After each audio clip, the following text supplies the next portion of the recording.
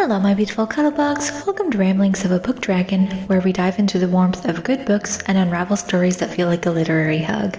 I'm Ellie, your host, and I'm thrilled to embark on another cozy adventure with you. So grab a cup of your favorite beverage, snuggle into your cozy reading nook, and let's begin. But before we do, please feel free to like, comment, and subscribe so that you won't miss a single episode.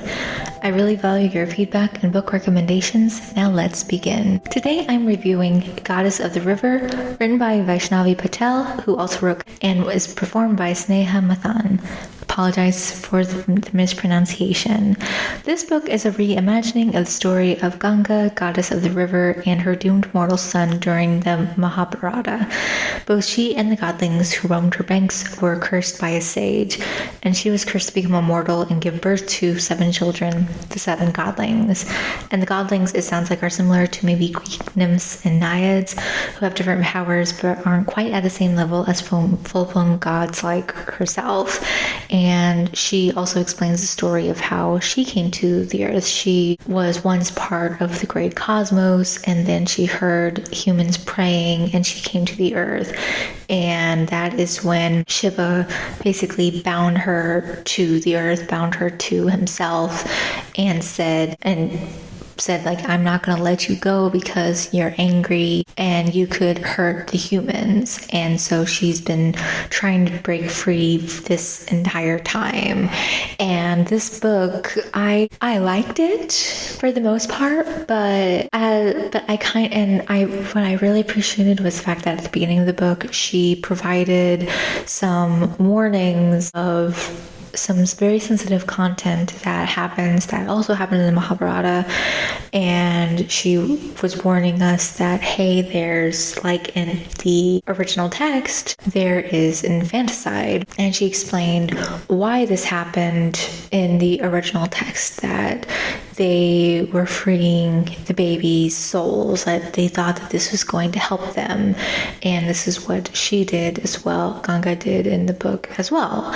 And so I thought that was really nice and informative. I wish that, and she also explained like there's war and stuff, but I kind of wish that in the overview of the book, we kind of had a bit more of an understanding of just how much of the book was going to be about this preparation of the great big war that was going to happen. Like, as someone that wasn't familiar with the original text, that was something that was kind of like, wait, what's going on? Why are we caring about all these other people? Why are we hearing about all these other families, all these other people? What's going on? This is supposed to be a story of the goddess of the river. Like, I'll go into more of it later, but I kind of wish that we had, like, going in, I wish that my expectations were, I feel like if my expectations were set a little bit differently, I would have enjoyed it a bit more, because the preamble is that it's about a mother and her son meeting each other again and again and again. There was no mention of war, unless I'm just an idiot, which, I mean, I am an idiot, but there was no mention that there's going to be war. There was no mention of all this other stuff. And like, she mentions that this is based on the Mahabharata, which is this great big epic, but I don't know, I get going in, and this is just a personal thing. This has nothing to do with what the writer did. This is just my own personal thing. I thought it was going to maybe be a little bit more like Circe, but the book Circe by Madeline Miller, where Circe found herself being in other situations, and so we were still exploring her story, and she was the focus even when we were in other situations, like with the Minotaur and Odysseus, and obviously she was going to be with Odysseus, but it felt more like the story was about, like, Circe was the main character. With this book, it felt like the book was about the goddess and her son, but it felt like at the beginning of the book is about the goddess and about how she was cursed to become immortal because the godlings, they stole this cow, the sacred cow that was sacred to this sage, and this sage was gifted this power by, and again, this is me being a dumb American, so any thoughts and opinions are strictly my own, and if I'm misinterpreting what was said in the book, my apologies. I think it was a very interesting book with how it gave us more of an idea of Indian mythology, and I definitely want to read more Indian books about Indian mythology and retellings, but it also was kind of infuriating, and I know that's kind of the point of the book, but some of the things that were infuriating, I don't know if she meant it to be, but she gave us a warning about infanticide. But it was interesting because the sage was given this power, and he cursed not only the godlings to become mortal, but he said, oh, well, they're calling you mother, so you're an arrogant goddess. You need to learn your place. So let's make you into a mortal who is going to give birth to these 7 godlings. And once you've given birth to these 7 godlings, then you can become a goddess again. And I was just so, and this, I think this is something that she does with her writing as part of it being a feminist retelling, is making the men in these books so infuriating. And it's just, even Shiva was infuriating. Everyone was infuriating. All the men in these books are so infuriating. And it's like, oh my god, and the fact that the sage, he just went about doing his merry thing, and we find out later that the reason why this even happened was because, and the king of Shantanu finds her at the river, and miraculously, we don't know this at first, but he miraculously finds her at the river, and he's like, oh, who are you? And she's like, well, she can't tell him that she's a goddess, and so she's like, oh, I'm a mysterious woman from the mountains. So he's like, okay, well, I want to marry you. I want to make you my queen. And so we find out later that the reason why he just decided to marry this random woman was because the sage had promised him that if he married this woman from the river, that he would have a powerful son. He would have a powerful heir. And she had warned him, like, hey, women from my village, they were cursed by God to have, we would lose children. And she, that was what she had, she was trying to protect herself, and she knew, he wasn't going to understand. And she also said, you can't question anything. And it was just interesting because at first she was trying to keep herself above and away from the humans, because she was like, oh, humans are kind of beneath me. I don't want to lower myself to thinking like a human, being like a human. And so we see her time with the humans, and she didn't quite realize just how much this would affect her at first. And so she does this 6 more times, and it was just kind of just icky to me that, just as a woman, especially with the way things are right now with American politics and forced birth, this was written before this all happened, but I did not like that at all. I know that's part of the original text, and obviously she's not going to be able to warn of everything that could ever possibly happen in a book, but just gross. And the fact that the sage never got his comeuppance, nothing ever happened to him. It was very frustrating that I was hoping he would get his comeuppance at some point. I was hoping he would come to the court and she would be able to curse him or something, but nope. He just was able to curse her and move along like the arrogant human he is. So that's kind of the beginning of the book. And then before she's able to do anything with the last baby, the 7th baby, Shantanu comes and takes the baby from her, and he's like, oh, you're a witch, you're a water witch, you're a demon, and how dare you kill all these babies. And because she just gave birth to the last baby, she's back in her full form, back in fighting power. And so he keeps the baby and names him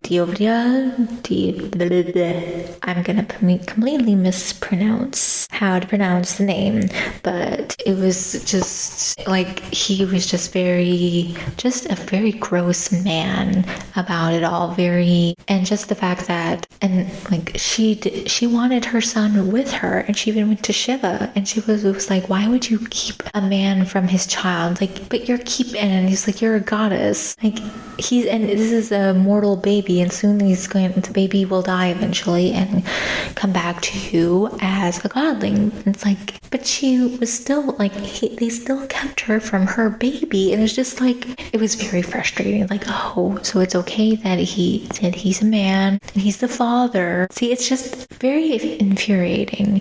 But then later on, we get to later on when in the first chapter that we get from the son's perspective, he's called something else. And it's like, what? That's my kind of other complaint, is that we get the book from two perspectives, first from the mother and then from the son. And if you don't know what's going on in the history of the book with the real, quote, real original text, Devavrata, that's the son's original name. And it's just like, okay, because the first chapter where he's an older man, he's called Bhishma. And we don't really know what's going on with, like, who's this Bhishma? What's going on? Why is this happening?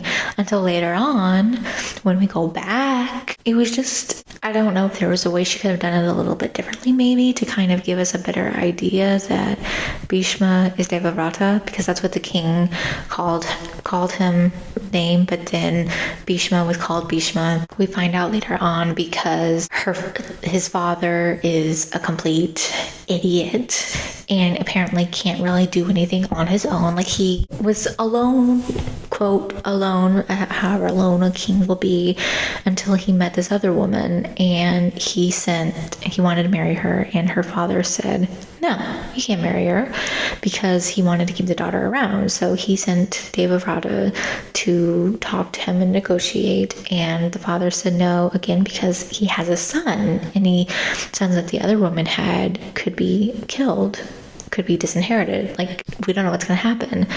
And so Devavrata decides, I'm not going to marry. And because Ganga was telling him that you need to keep yourself above, you're the son of a god.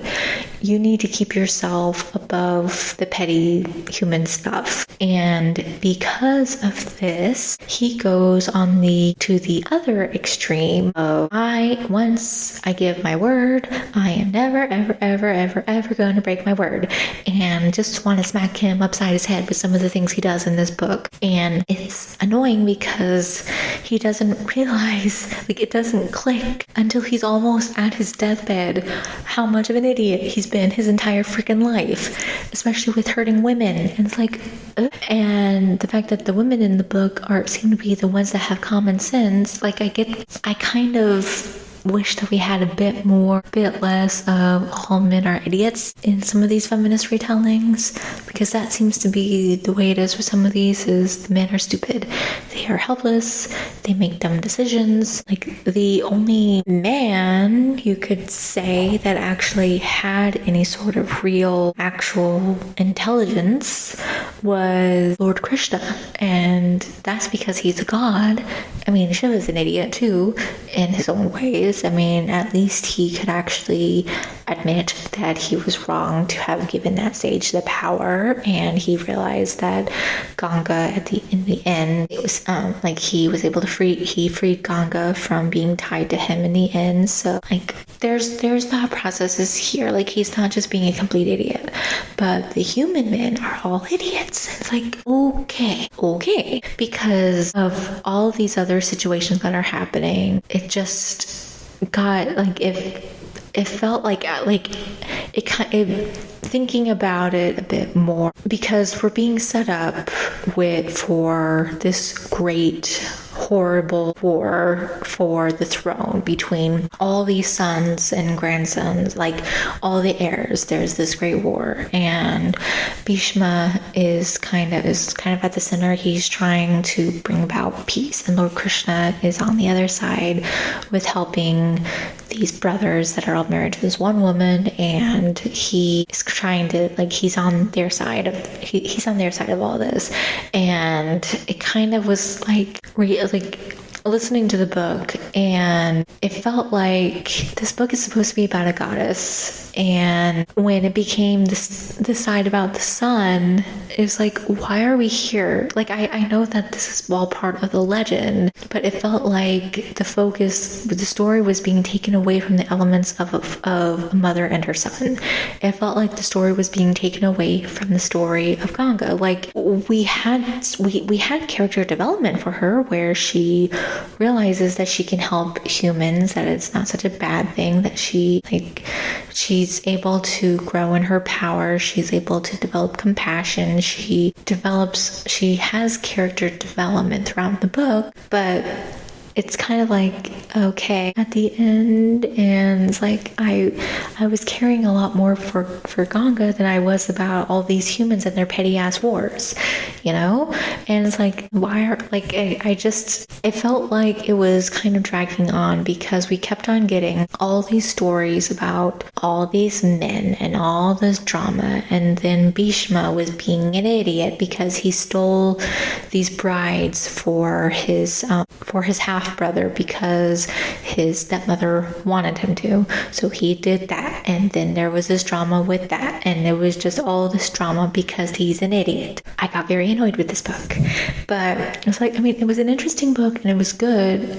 It's just, I felt like it was kind of two stories because it didn't really feel like Ganga fit. Like, I mean, her son was involved, yes, but I guess I was kind of thinking, I guess my thoughts going in, like I was saying before, I thought it was going to be like Cersei, where Cersei was more involved, and Ganga didn't really get involved until the end of the war, and even then, it was kind of just to be there for her son in his final moments, and it's like, it just was like, I didn't feel like I was really caring that much about this war or about these people, and I just wanted to hit the men over the head many, many, many times. So I don't know if there was another way to do this, but it just kind of struck me as a bit ironic that this feminist retelling kind of shifted the main character to the side in her own book, and then it kind of became more focused on the son. And it's like, do we need this? Why do we need this? Like, I kind of wish that we had more focus on her for more of the book. Like, we sort of had, I mean, I don't know. It just didn't feel like there was a lot of the book that was about her. And maybe there was more. It didn't feel like it when so much of it was, even when it was in her chapters, sometimes it became more about the humans visiting her banks. And it's like, why are we here? Why are we doing this? It felt forced. That's it. It felt forced because these people miraculously made it to her bank to pray, and she was able to talk to them. And it's like, I don't care. I did not care. I wanted to hear more, learn more about her. I would have rather that she'd done more with other gods. Like, I wanted more of that type of situation, and I realized that's not the legend, that's not the story, but it just didn't, something about it just didn't quite click for me, and that is my rant. So tune in next week where I will be doing a happier wiki review of another book, but take care, and I will catch you next time. Goodbye.